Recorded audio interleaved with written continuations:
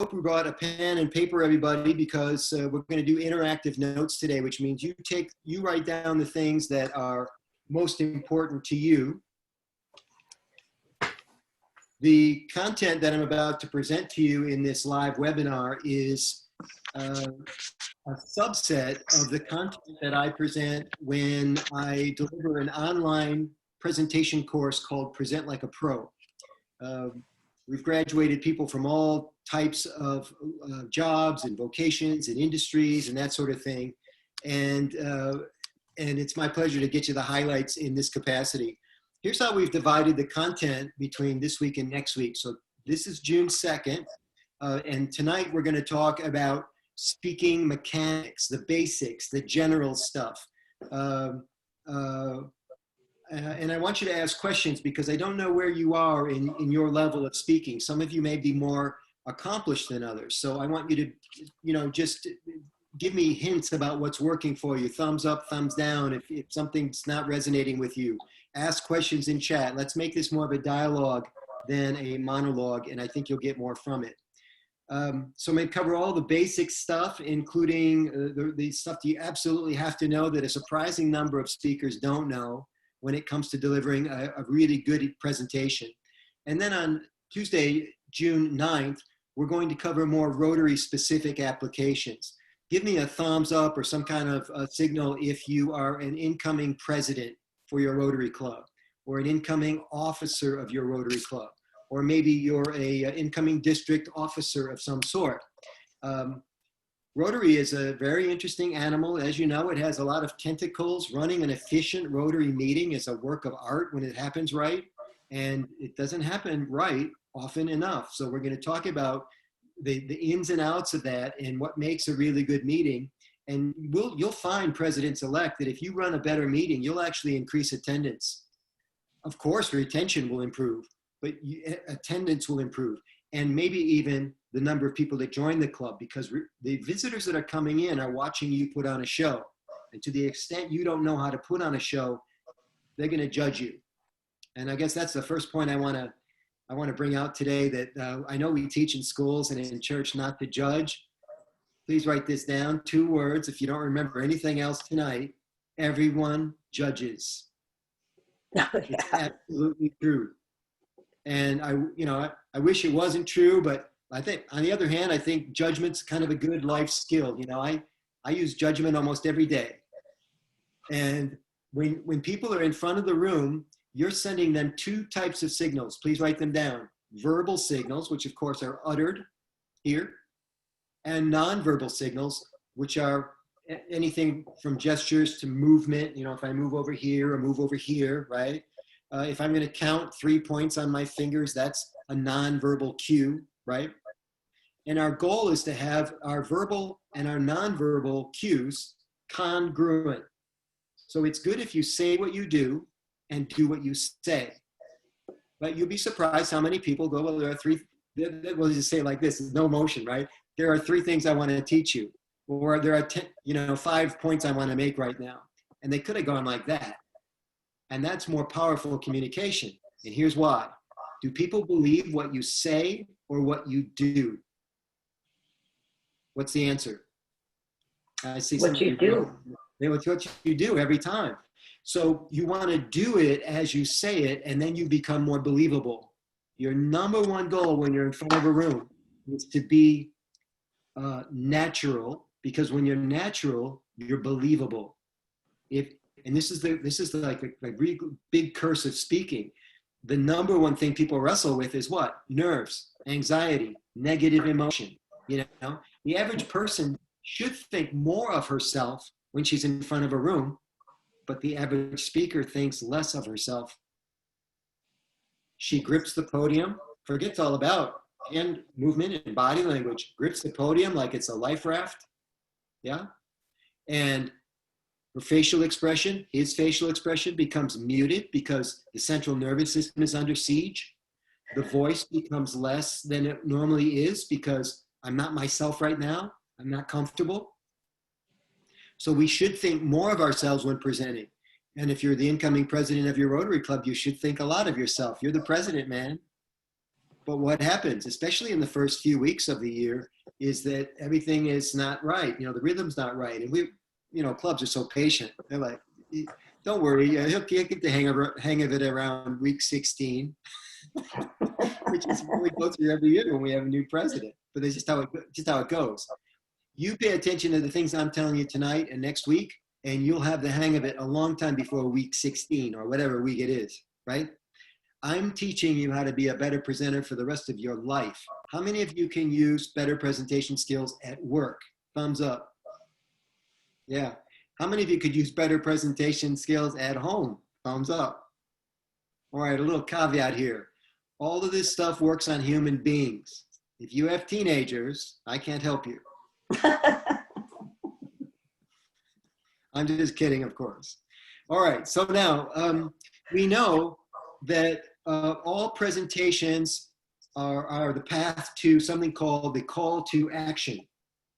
And the call to action is delivered at the end of every good presentation.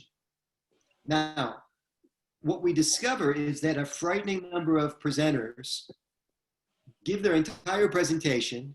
Some of them don't even know where the end of their slideshow is.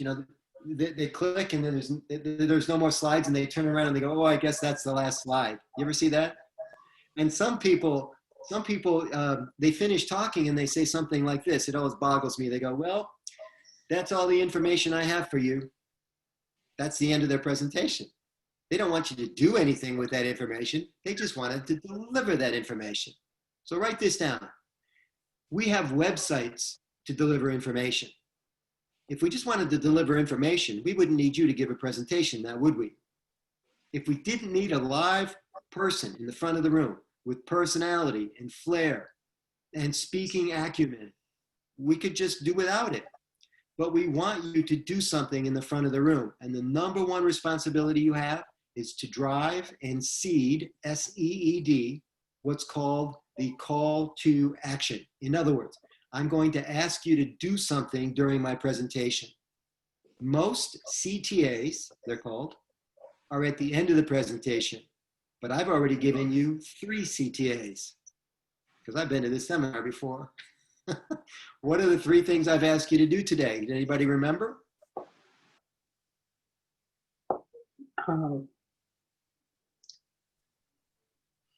I asked you to come to a live event on April 15 in Pigeon. I asked you to sign up for a Facebook group that's unlike any Rotary Facebook group, didn't I? Yes. Did I ask you to you remember me asking you to take notes? Yes. Yes. There's 3, there's probably more. So what I started doing early is getting you to give me several small yeses so that I can get the big yes from you at the end of the program. That's how you build the call to action. Now, there's always a cynical person on the call or in the room that says, Michael, aren't you taking advantage of people? Aren't you manipulating people? No, man, I'm not making you do anything you don't want to do. This is psychology. Good salespeople do it. Thumbs up if you're in the sales trade. You do persuasion of any kind. Thank you, Shelby. So this is what good salespeople do. Good salespeople don't wait until the end of the presentation to ask you to sign a $10,000 contract. They ask you questions along the way. Does this sound good so far? Does this sound reasonable? Is this something that you would be interested in? If you start saying no, they're going to, they back up and retrace their steps. Same thing in a good presentation. So all roads lead to the call to action. For our purposes today, we'll make the call to action at the end of the program. At the end of the program. It's just a simpler way to explain it. Okay. I do a lot of sales coaching. In fact, I'm getting ready to launch another online program. This one is going to be a sales boot camp for salespeople in any industry. And one of the things I tell salespeople is if they want to increase sales, because salespeople give presentations, right, to earn a commission. Some of them are just commission based. So the quality of their presentation determines what kind of food their family eats and how much food their family eats. That's pretty serious. That's a pretty serious evaluation for a presentation. So I tell salespeople, if you don't want to be treated like a salesperson, don't act like one. And I'll say the same thing to the would-be presenters today. If you don't want to be treated like other speakers, don't do things that other speakers do. Because as soon as you start acting like another speaker, you'll be treated in average ways. So the easiest way to explain this is, I want you to take a scissors and edit all of the cliches out of your talk, out of your speech pattern. You know what a cliche is? Mackenzie's smiling, I'm pretty sure she knows. A cliche is something that you can guess the ending to. How you doing, Todd Kramer, Paul Hornack, Steve Bigelow, Harvey Schneider, welcome. What's the cliche, Chuck? Cliche is when I say something and you can tell me what I'm going to say next. A bird in the hand. Right. Two in the foot. Because we're two in the bush. That's right. So if you know what I'm going to say before I say it, I don't want that in my presentation. That's too predictable, right? So the problem is a lot of speakers, when they get up in the front of the room, they say stuff like that, and it helps, it keeps them from being original. And if you're not original, you can't distinguish yourself. And if you can't distinguish yourself, you're less likely to get the audience's attention. Even as president of a club, you're going to ring that bell 52 times to start a meeting. You better be good. It is no easy task to do this. And I think way too many presidents try to phone it in. All right. So you want a strong intro, but you don't want to be too wacky about it because gimmicks will let you down. I remember Justin Trudeau one time tried to do a shout out to all the provinces in Canada, and he left out one of the provinces, and it was on live television. And he's like the prime minister of the country. And so gimmicks sometimes can backfire. By the way, I think Justin's a pretty good speaker. I enjoyed him at the Rotary International Convention a couple of years ago in Toronto. But everybody makes mistakes, and what you got to hope is that your mistakes not on national television and recorded over and over again when people are fun at you. So I do not recommend telling a joke at the beginning of a presentation, and the reason is you're probably not funny. Have you ever done stand-up? Then what makes you think you can do it during your talk? And yet an amazing number of people get up and they try to tell a joke. And here's the funny part, kind of funny. People in the audience don't think the joke is funny, but they fake laugh. When they fake laugh, it encourages the speaker that he's funny, and he tries to do more of it during the presentation. It also sets up an artificial relationship between the speaker and the audience. The audience says, well, if we just fake like we like you, that'll be good enough for you. You know, there's like this artificial relationship. So I say, if you want to try to, make people smile or be clever, I think that's great. But and I've gotten some pretty good laughs if you check out my YouTube channel, right? Like belly laughs from the audience. But I don't tell them a joke. I tell them a funny story, or I'll say something, you might think this is interesting. I certainly enjoyed it, and then I'll tell them. And if they laugh, they laugh. You don't want to create that kind of pressure cooker, like I'm going to tell a joke and therefore you're going to laugh. It's just not a good place to start. Okay. Also, at the beginning of every presentation, you want to establish what we call in the trade positive expectation. And I don't know why we don't do this. I suppose there's a lot of us that we don't have enough of P.T. Barnum in us or Carnival Barker or whatever. And and a lot of Rotarians, in this case, this group, very humble people. So we're not likely to get up in front of everybody and say, I have an amazing presentation for you today. But I want to tell you something, ladies and gentlemen, that's exactly what your audience wants to hear, that you have an amazing presentation for them. And when you say that, amazing things happen. Quick story. There, I just demonstrated it, right? Quick story. I was teaching public seminars at an earlier stage in my career.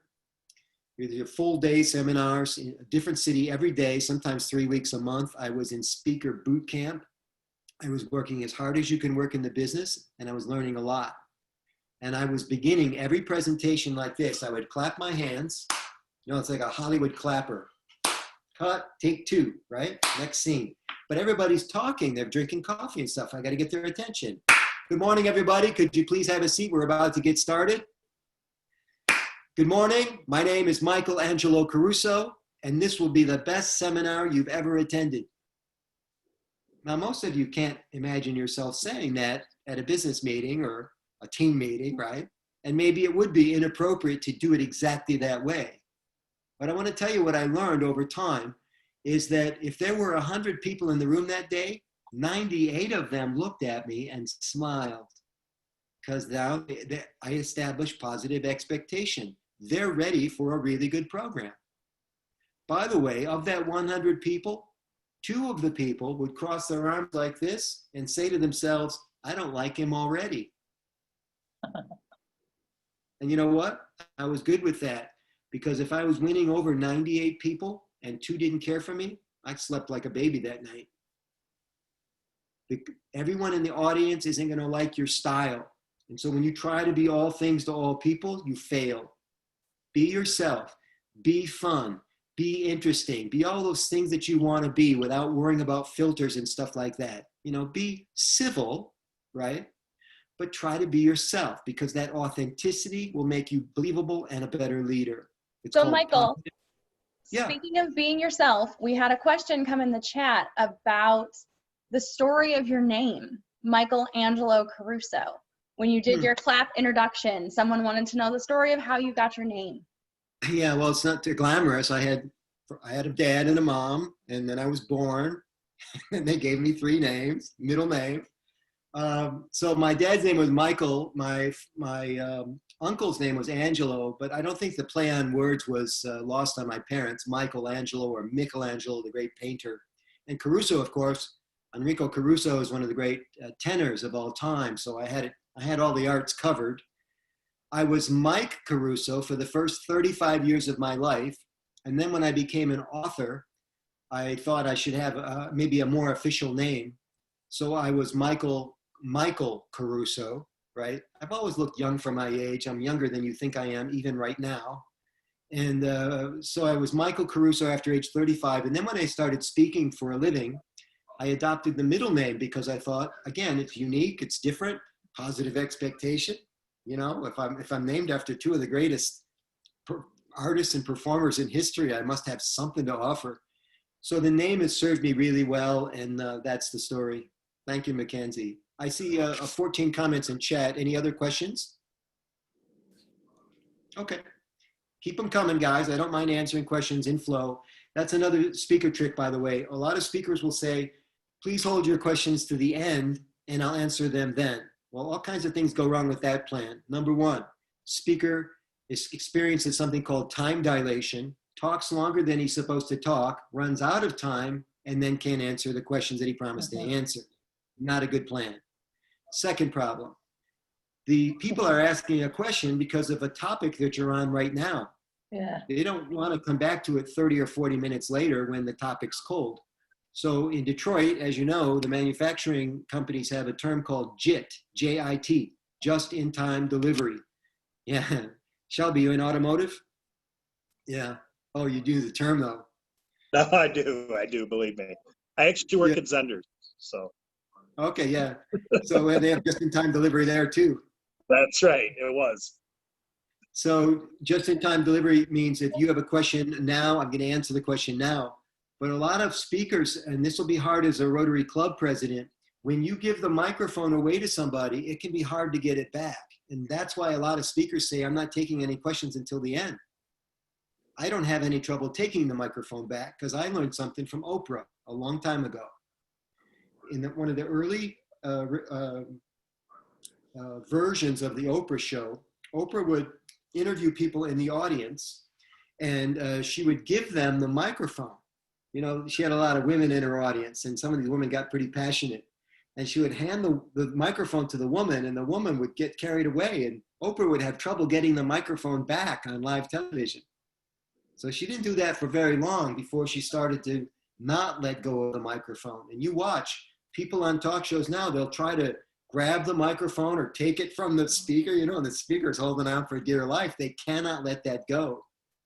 By the way, I think everything's a presentation. Every time you communicate with somebody, every phone call, every webinar, every email, every web page, every Facebook post is a presentation. Every time you get on an airplane, the flight attendant does the seatbelt the FAA regulations for the seatbelt.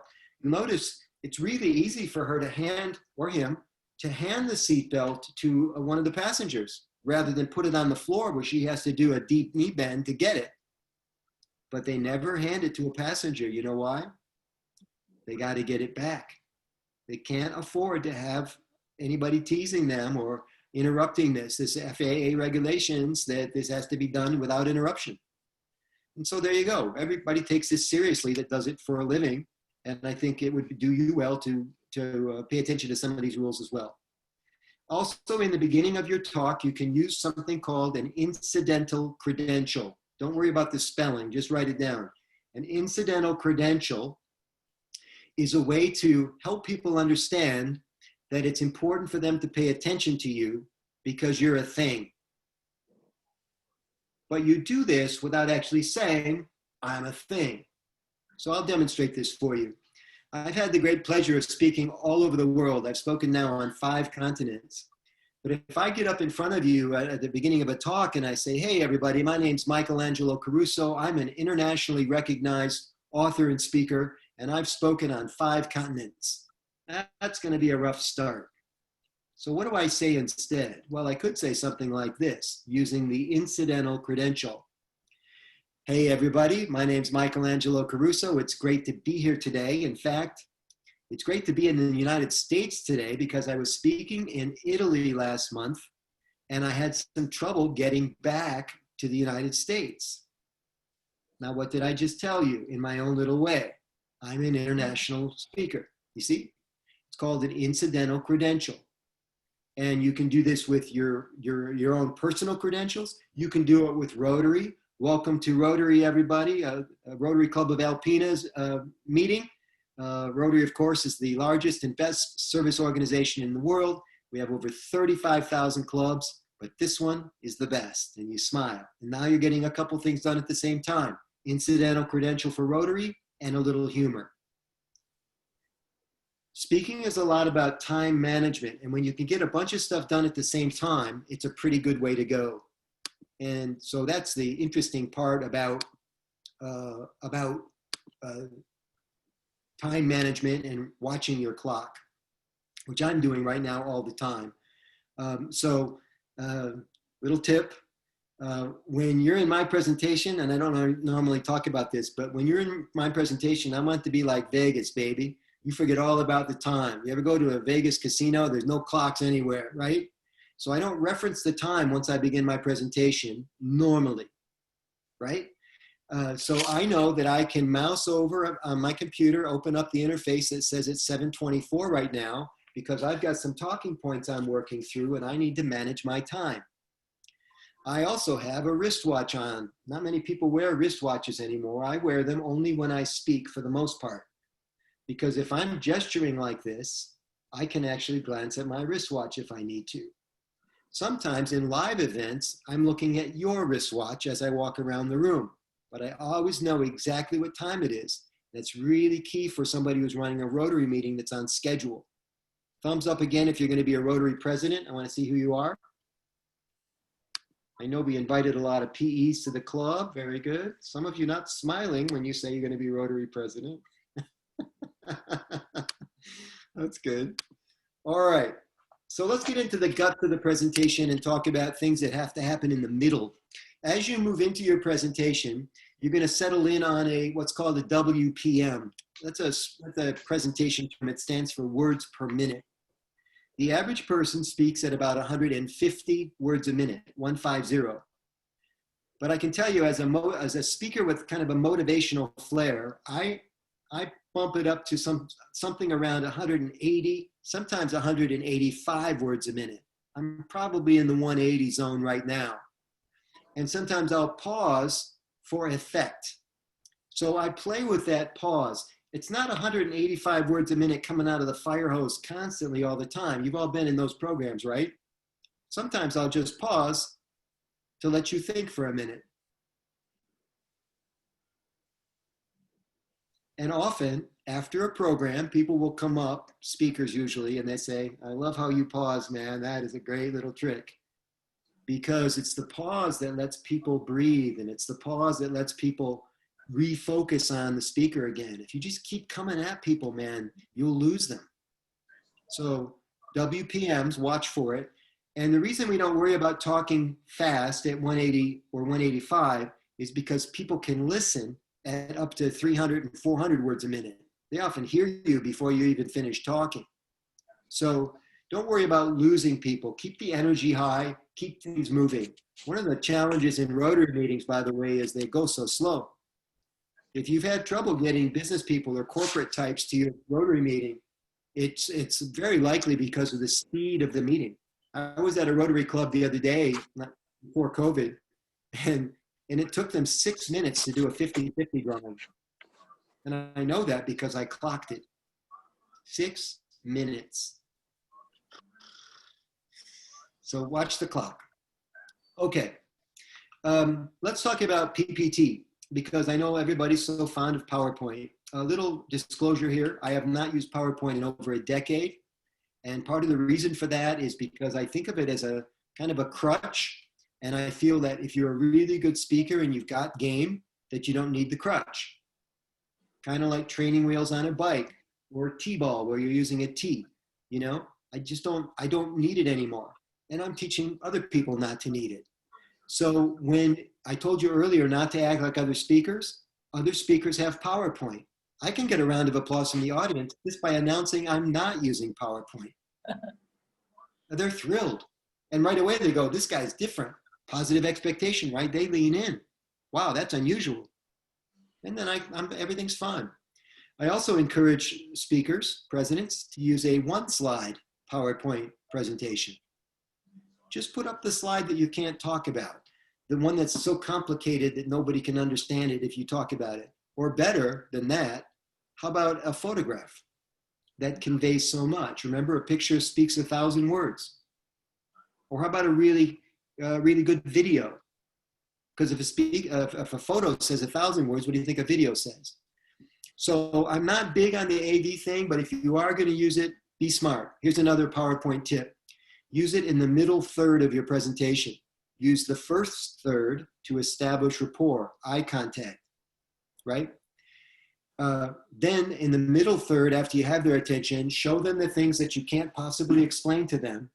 And then in the back third, press the B key, B for black, on your computer, and the screen will go dark. Did you know this? Thumbs up if you knew this. Couple. Jeff knows it because I taught him years ago. Yeah, B for black, the screen goes black. And the reason you want the screen black at the call to action is because it's eye contact again.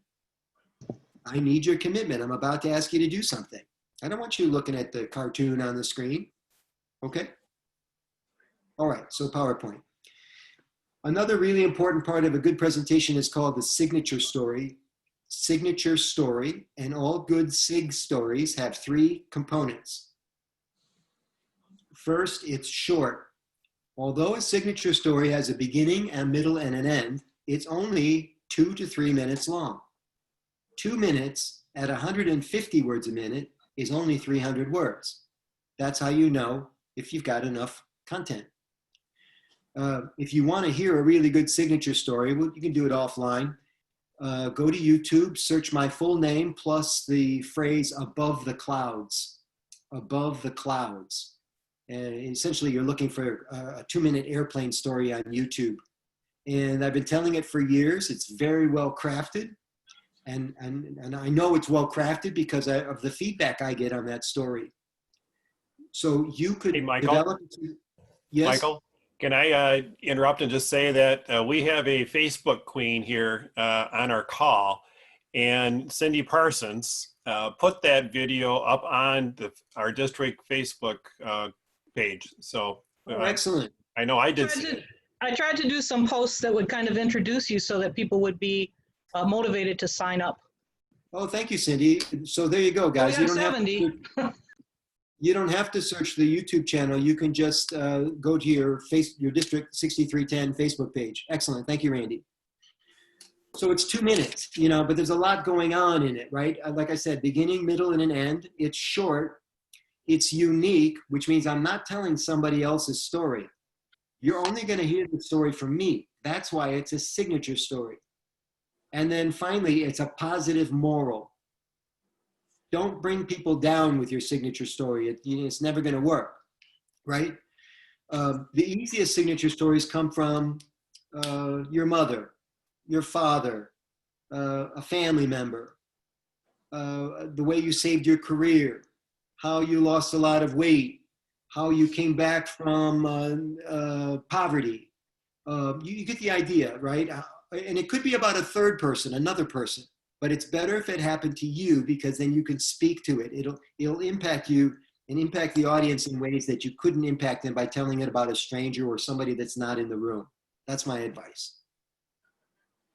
Okay. Through this progression now, we started at the top of the presentation. We're working our way to the call to action. We're somewhere in the middle of the presentation now. We're using mechanisms called pings and anchors, P-I-N-G. It's a computer term.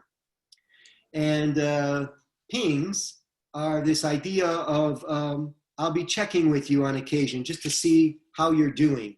And sometimes I'll even use your name. For example, Shelley, are you enjoying the presentation so far? Thumbs up.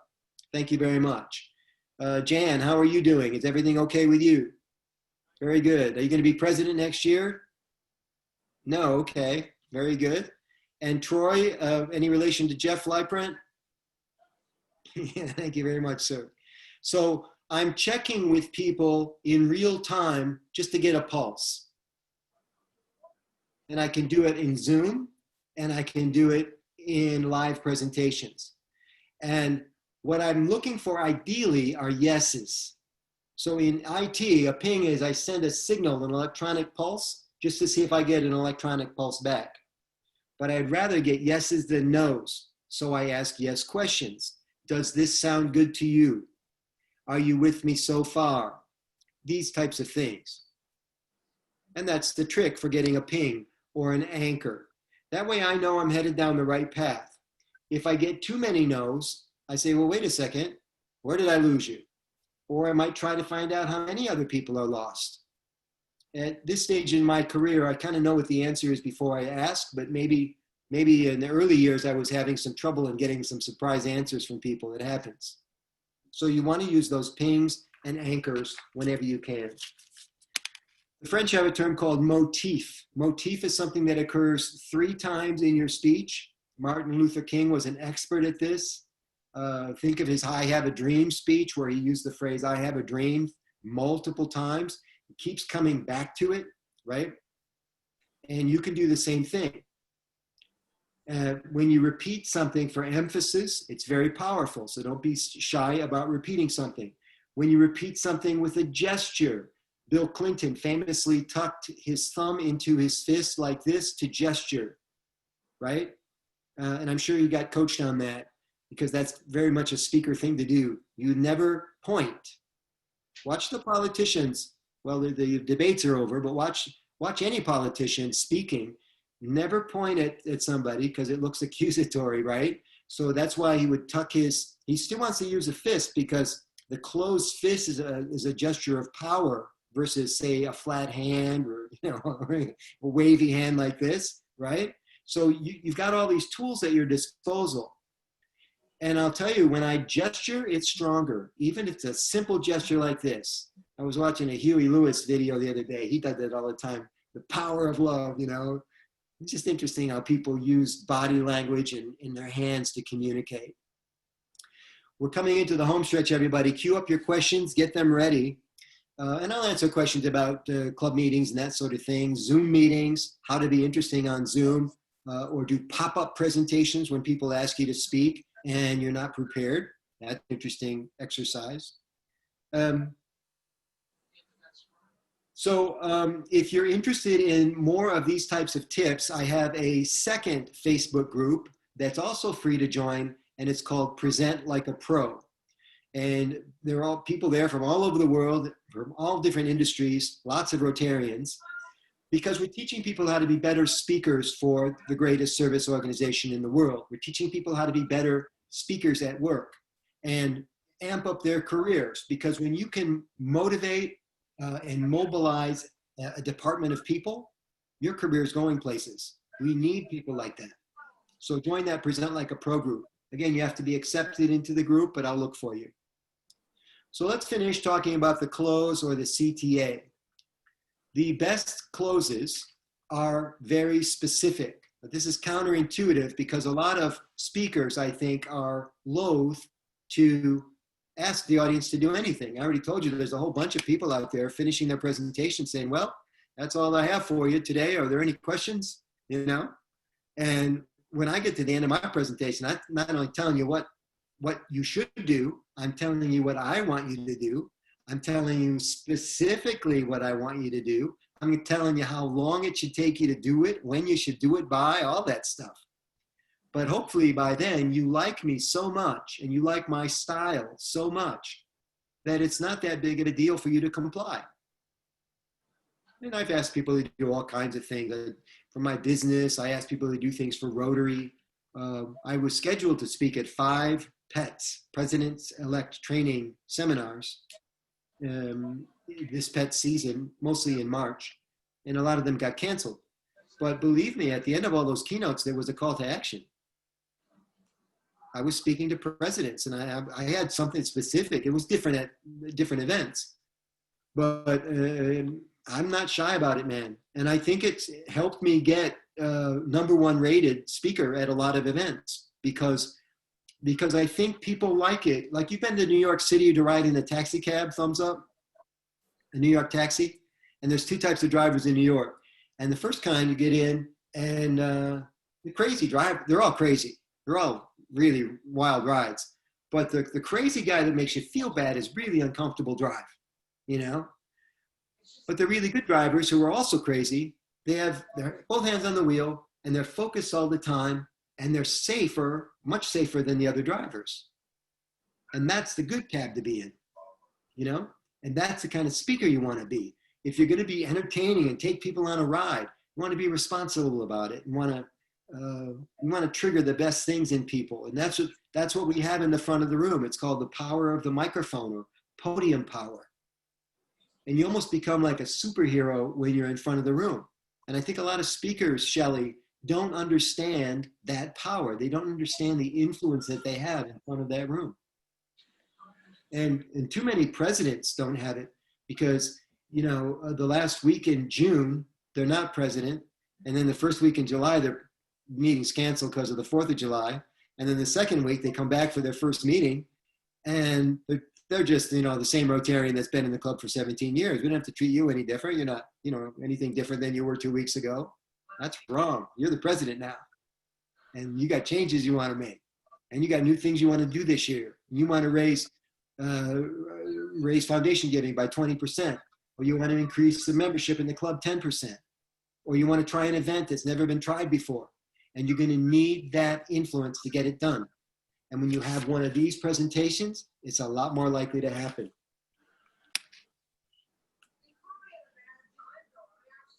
The CTA, the call to action.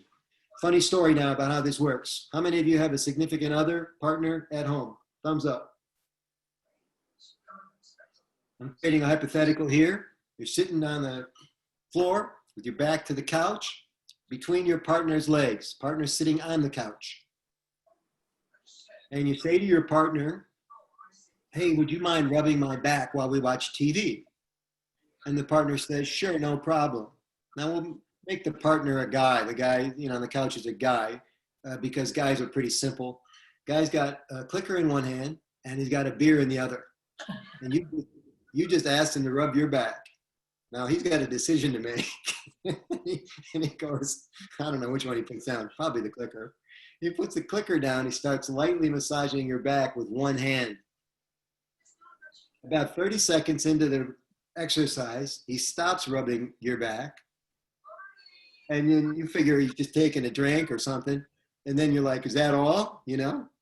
And then he goes, okay. And then he puts the clicker back down. And he starts rubbing your back some more. And you get another minute this time, right? And then he stops again. And now you get furious because all you ask of this person in the entire week is for a simple back rub during television.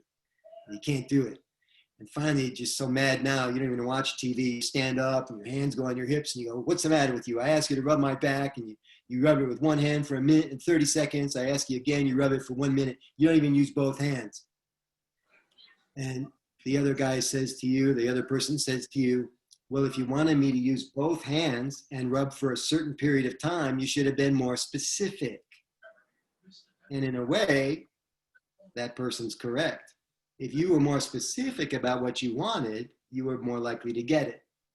That's true, by the way, with your kids, anybody you want a favor from. When you tell them exactly what you want, you are more likely to get it. And that's my philosophy on the call to action and how important it is that you be specific and deliver that call to action at the end of the program. Michael, we had a question come in about pop-up speeches. So something that's extemporaneous, off the cuff. You talked about having, the beginning, the middle, and the end, kind of what you've laid out for us so far. But what's your best advice for when you're put on the spot and have to deliver remarks extemporaneously? Yeah, pop-ups are tough because people spring them on you, so it's the art of thinking on your feet. There's a thing in the brain called the reticular activating system. It's like the brain's filing cabinet. And with practice, you can actually get this little guy tuned up. But the idea is that if somebody in the room says, would you stand up, Michael, and say a few words about this? That my reticular activating system starts pumping.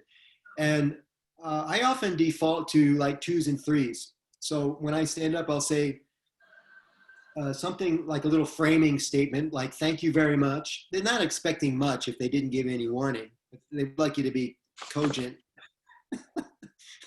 It actually makes some sense, And so you frame it by saying something like, as you know, this initiative is extremely important to the department. It's extremely important to the company. We've been working on it for a long time. And that's why it's so important that all of you give 110% on this particular exercise. I think there are 2 things here that are most important. Now, all this time I'm working up to the 2 things or the 3 things. I'm stalling for time because I don't know what the 2 things are yet. But that's how I think on my feet. I'm on my way to tell you 2 things. Maybe, and then my brain starts slicing and dicing. Maybe it's how it starts and how it ends. Maybe it's the 2 types of people we want to work with. Maybe it's 2 of something else. It's so hard to give an example. Mackenzie, you just gave me a pop-up exercise. I try to really add something there. But I think that's the key is you begin and you kind of make it up as you go. Thumbs up if you play a musical instrument of any kind.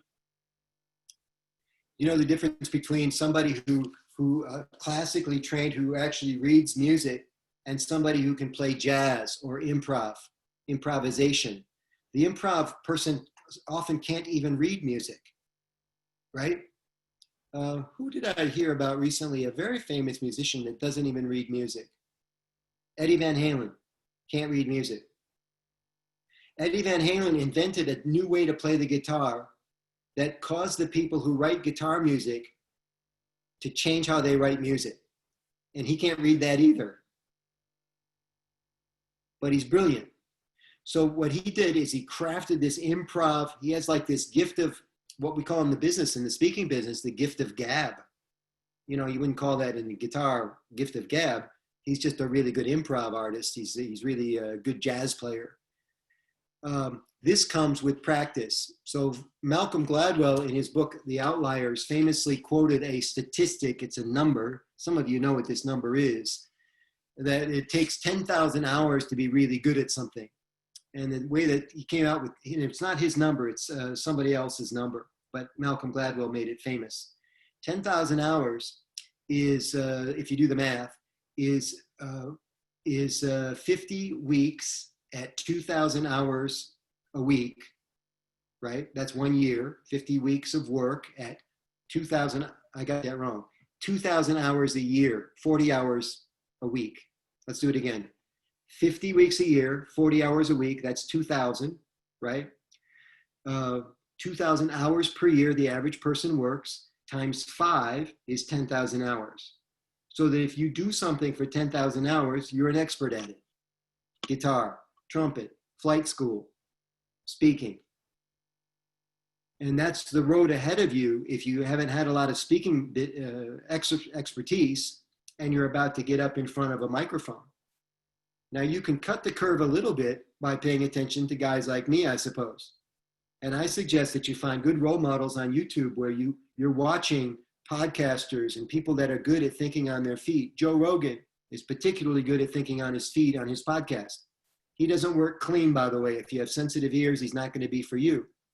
But he'll talk to somebody for 3 hours about an amazing range of topics. Talk about the ultimate pop-up presentation, Mackenzie. Other questions? I'll show you another technique. I love this technique. This is called the stall, okay? So I say, because I want silence, and because I want you to think, and because I want to stop fire hosing you, I'll say, what other questions do you have?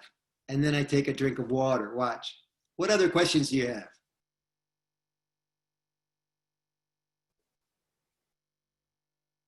I'm not even thirsty. Shelby's thirsty. We did have a question come in about the distortion of time that speakers experience. Can you talk a little bit more about that, how it happens, why it happens, and what folks can do to be cognizant of that while they're speaking? 100%. It's called time dilation. Another example of it is when we had a paramedic team come talk to our Rotary Club. That's a great annual speech, by the way. Have the paramedics come in, local ambulance company, and talked about why it is that more people don't get involved when there's a problem, on the street or whatever. It's called the bystander effect in psychology, where a bunch of people are watching something happening, but everybody thinks somebody else is going to take care of it. So nobody calls 911, nobody does anything. Well, somebody finally calls 911, and when they call 911, the 911 operator keeps you on the call to ask you some questions and get background. The ambulance has already been dispatched. If you don't call 911 often, 911 often, you don't know this, right? The ambulance has already been dispatched. She's trying to get information, and then she radios it to the ambulance. You understand? So this happens all the time, they tell me. So the ambulance person or the dispatcher keeps asking questions of the person, watching the person bleeding out. I'm being dramatic here. She would probably be giving instructions on how to compress the wound and that sort of thing. But what happens is the person making the call gets all upset and says, why do you keep talking to me? I've been on the phone with you for 5 minutes. And he's only been on the phone for 60 seconds. Time dilation. And it happens to speakers all the time. It'll happen to you as president. It'll happen to you when you do pop-ups. It'll happen to your guest speakers. And that's why the president of the club, right? Here's the speaker, here's the president of the club. The speaker's going on and on. She's past her time. President stands up way over here, right? And the speaker's still talking, still going on and on. The president moves even closer.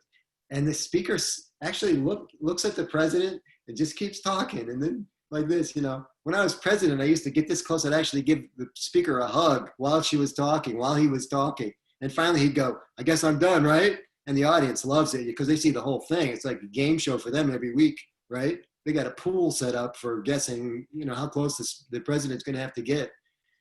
So people do forget. What are the techniques? Again, the wristwatch on my wrist like this. If you're president and you're using the podium, you can set up a timer. Many computers have a timer now. Every smartphone has a stopwatch, a countdown meter. Don't become slave to it where you're watching it all the time. And my favorite one of all, which takes your mind off the clock, is if your speech is at 150 words a minute and you're going to speak for 2 minutes and you have 300 words, you don't have to look at the clock at all. That's nice. Other questions? On that same topic, the idea of the president creeping in on the presenter. Dallas said that their club meetings are very full. And so the president frequently takes on the role of MC. So what are some good strategies to attack a full agenda, but still make an impact and incorporate some of the tenets of speaking? Where's Dallas? Are you with us, Dallas? You want to unmute so we can have a quick dialogue about this? Hi, how are you? I'm trying to find you here, Dallas. Be patient. There you are. How are you? What club are you in? Midland. Which one? Midland Noon. Okay. Got a little bit of a shaky connection, but let's try to get through this. So I appreciate that you have a busy club and a lot going on. You've got to run the club like a radio show or a television show. And I don't know if you've ever been to district conferences or zone events, but they have a schedule called a minute by minute. And the minute by minute accounts for everything that's happening in that segment, the event or whatever. So because when it's time like that, you don't have this wiggle or waggle room. And you have to build that kind of mentality into everybody that's participating in the program. Dallas, I've heard program chairs tell the speaker they have 20 or 25 minutes to talk. What? That's a 20% differential, 20 to 25, something like that. It's worse when you say you have 5 or 10 minutes to talk. That's a 50% differential. Which is it, 5 or 10? And then a timing system where if they're speaking for 5 minutes, somebody's sitting in the front row going like this, and this is the technique. You would not make a thing of it like, hey, it's 1 minute, like that. But if you do it against your chest like this, right? You're sitting in the front row, right? And you set it up. I always tell people when I'm speaking, I'm not going to verbally acknowledge you. I'm just going to give you a little head nod like that. And they're good with it, My problem is I work in the round, so I'm often not at the front of the room at the part of the program where they're giving me the one. So every solution creates another problem.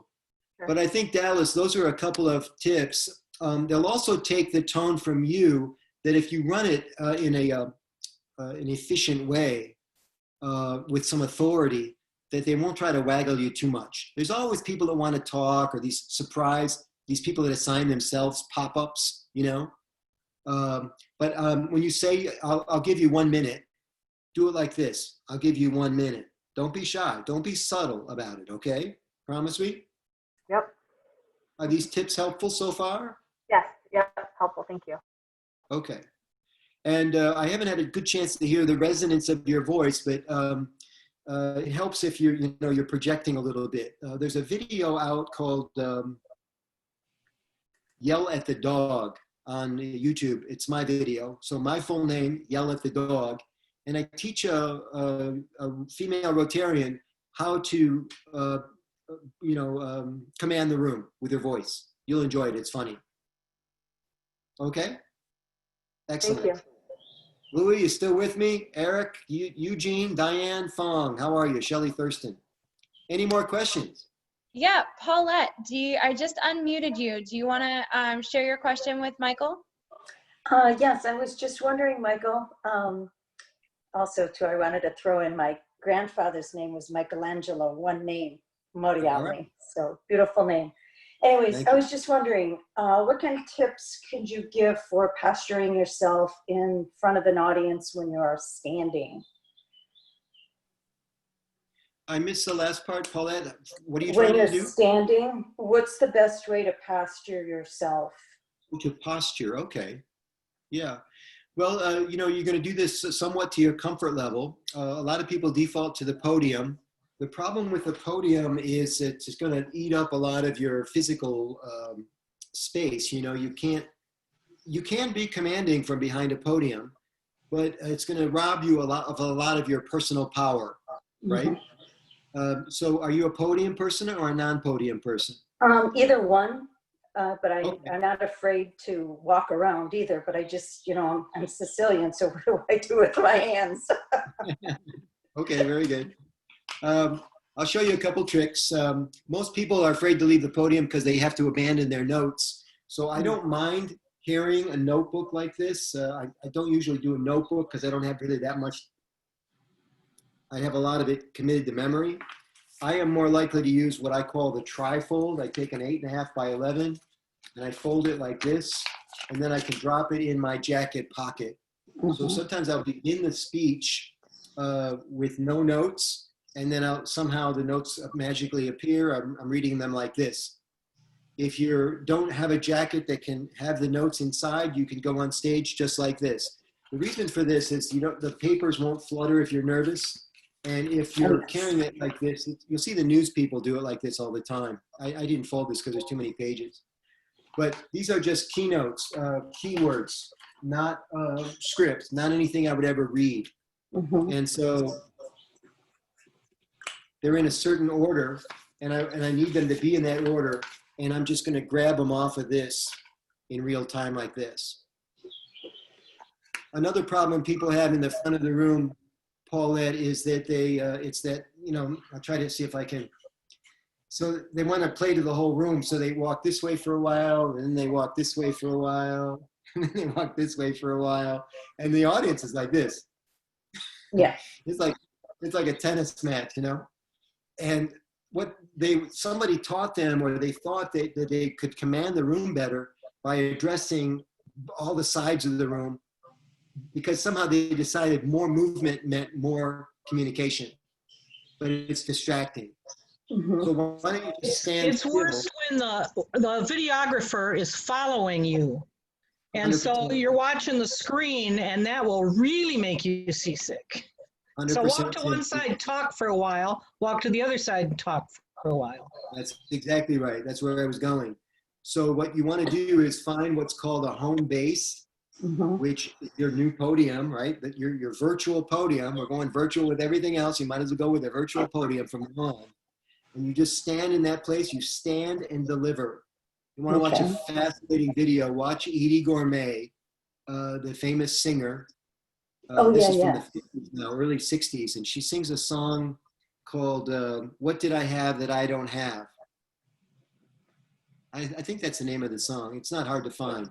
It's one camera, and she just stands and delivers. And it is so emotional. Now videos and performers, all that bling and all of that stuff going on. Watch how she just delivers this song, and she slays it, man. Right? And that's how I want you to be as a speaker. Cut back on all those tricks, right? And then, like Cindy says, you leave home base to a satellite location to tell the story about what happened when you were 6 years old. And then where do you go after you finish the story? Back to home base. Back to home base is exactly right. Now, these are the hallmarks of a really good speaker, a really good presenter. Thank you very much. Yeah, my pleasure. We Take a have, couple more. I can see I'm over, but technically we said it was an hour. I'm happy to stay. I'm just letting you know what time it is. I know exactly what. Shelley, did you have a question? Oh, okay. we had a couple folks ask about the transition between an in-person meeting and a Zoom meeting, and what things are the same, what things should you modify to be impactful via Zoom?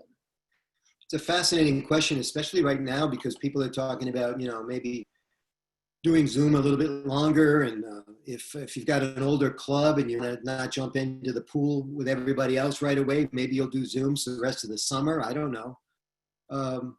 But the honeymoon's going to be over with Zoom soon, where, we were just so thrilled we connected and seeing everybody on video. It was a great experience for 3 weeks. But then you have the same problem you have in a real meeting, everybody. You've got to have a value proposition. You've got to run the meeting efficiently, like a television show. And I think a lot of the Rotary protocol doesn't make the jump to video. I've been invited to speak on so many club meetings and stuff. The Zoom invitations have been relentless.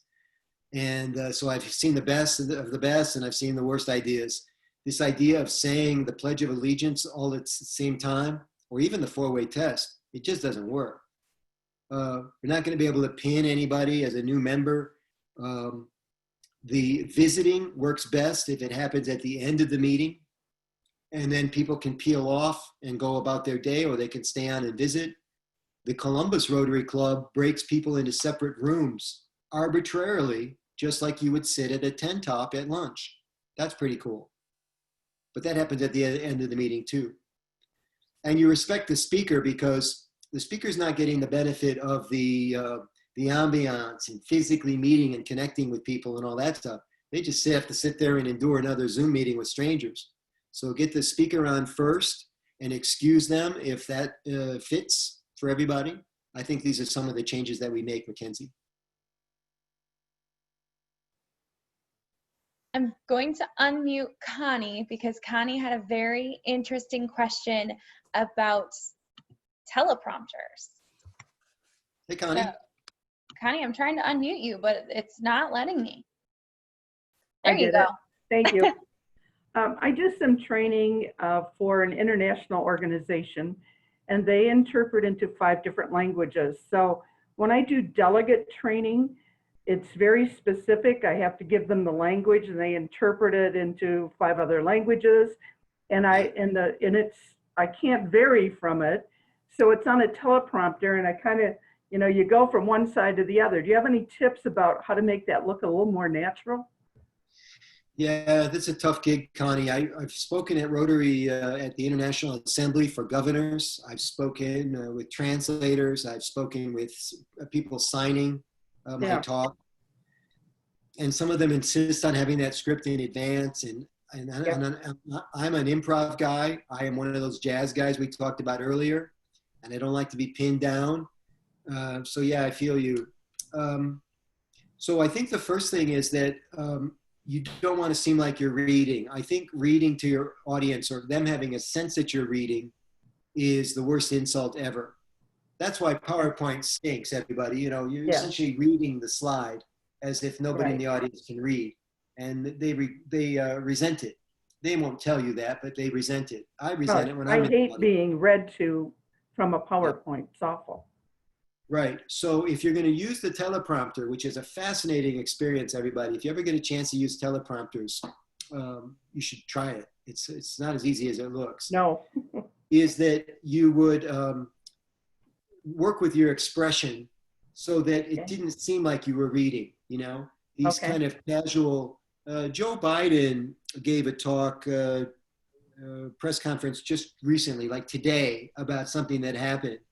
And from my taste, and not a political comment, from my taste, he was too transparent about the too much so. Yeah, and he was changing so often, he would lose his place. Yeah. Connie, well, stay with this one until the end of the paragraph, for example. Yeah, that's what I tried to do, and and then I'm looking right, I'm looking left, but am I ever looking in the middle? Yeah, you've got maybe 3,000 people out there, and you want to present this in a way that's meaningful for them. Yeah, I wouldn't worry too much if it's that big of an audience. They don't worry too much that you're not looking exactly at one person. The other trick is if you have a copy of your speech, and I know you do because you sent it to the teleprompter people, right. That's your middle right here, and so you could stay in the middle the whole time if you want, right? And not even pay attention to them. That's right. Yeah. Okay. But it's better because if you're in the middle all the time, then you're kind of short sheeting the corners of the room. So maybe just so I'm not watching a tennis match kind of thing, right? It's a tough gig, man. A lot harder than most people think, and that's why when Bill Clinton. Famous story about his teleprompter breaking during a speech, and they told afterward that it broke and nobody noticed because he was ready. He knew what he was doing, and to be fair, it might have been a speech he had given before, so a lot of those talking points are pretty well rooted in them. Not to take anything away from Mr. Clinton because he was a very good speaker, is a very good speaker. Well, I watched all of Veep, and one of the episodes was that very thing. The speech was not on the teleprompter, so Veep, and it was funny in that instance. Yes, Thank you. That's actually a great connection to a question I just had chatted to me of what is the best way to recover from a blooper when you're up in front of a group of people? That's a good one because it happens, right? I want to say a quick shout out to Scott Miklovec. We're going to be working together on April 15th. Andrew Johnson, Chip, Sharon, all these people I didn't say I do yet. Thomas, Mary, Stephen Wright. Any relation, Stephen? The comedian? Bloopers. They happen. No relation. Yeah, thank you. They happen in contained talks and they happen in recorded talks, and then they start showing up as a meme. I think that the ability to laugh at yourself is really important. I remember when Kobe Bryant passed away and they had that service, Michael Jordan got up in front of the room to talk. If you haven't seen this yet, it's really touching. And I do recommend studying different speakers and different scenarios because it will help you. So Michael Jordan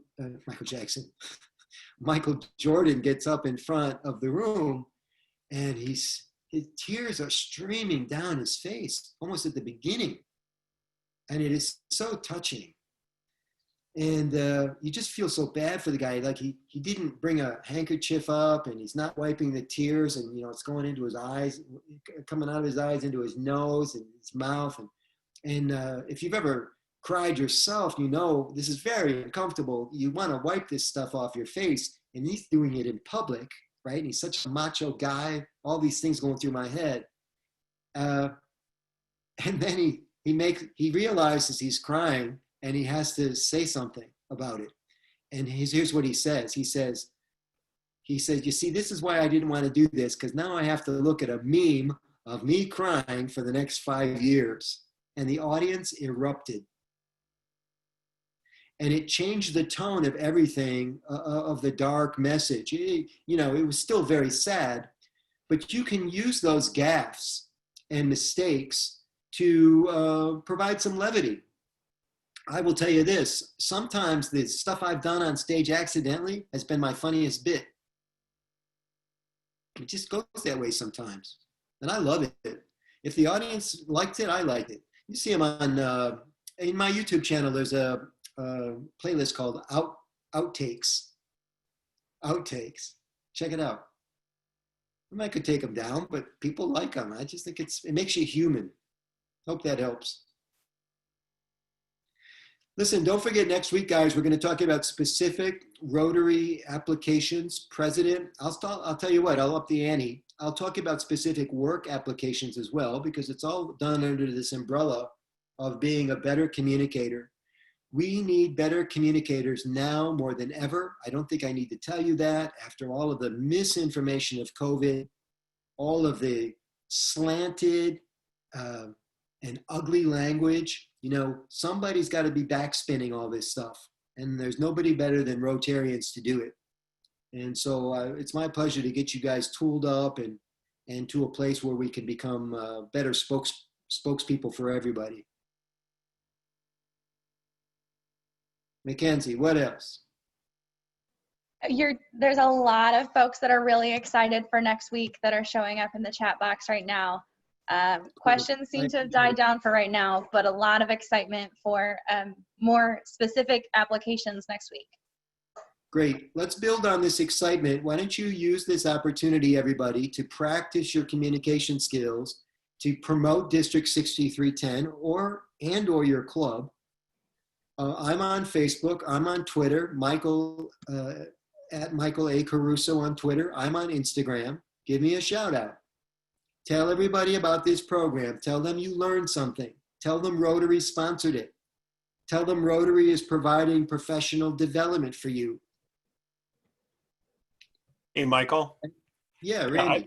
I'd like to say next week at the end of the call, I think everybody should have nearby their favorite beverage so that we can toast not only ourselves, but also to you for doing this. So everybody on the call, please remember to bring your favorite beverage next week.